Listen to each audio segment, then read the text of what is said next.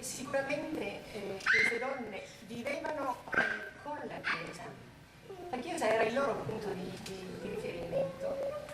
Io ho cercato di capire la loro spiritualità con una spiritualità laica, però con onestà ho dovuto constatare che effettivamente la religione cattolica, la Chiesa, era il loro punto di riferimento per quanto riguarda la vita sociale, per quanto riguardava la vita matrimoniale, per quanto riguardava perché la donna di questi tempi aveva il vestito nuovo della vita della domenica in chiesa, poteva uscire di casa con il permesso del padre per i ritiri spirituali, cantava in chiesa, cantava all'estero, cantava nelle situazioni che doveva facile ritrovarsi per questi motivi.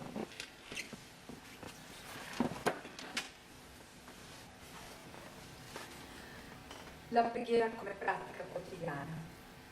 La vita di Teresa, come per la maggior parte della gente di allora, era scandita dalla preghiera, poiché tutti imparavano a pregare da piccolissimi, ma apprendevano anche la buona educazione, il rispetto verso gli anziani, le buone maniere e il corretto comportamento a tavola. I ritiri spirituali,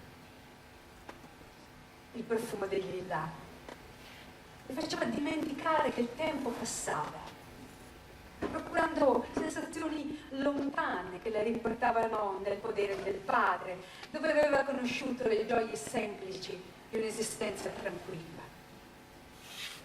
Allora, ancora nel fior della femmina, graziosa ed esile, ma tanto energica, aveva lunghi capelli castani scuretto, dolcemente ondulati, arrotolati con il cerchiello dietro la nuca, ma permanente che si faceva col rotoletto.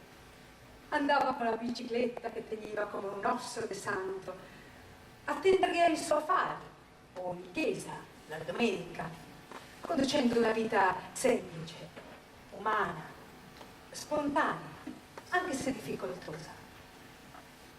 D'estate, in gioventù, era solita recarsi ad Asolo per i ritiri spirituali, assieme ad altre giovani in bicicletta, cantando e scherzando.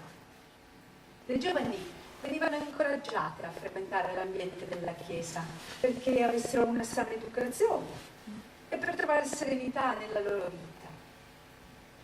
Era questa, inoltre, per le femmine, l'unica occasione di stare diversi giorni e notti fuori casa con il consenso del padre. Teresa ricordava quei momenti come un periodo felice della sua lunga vita.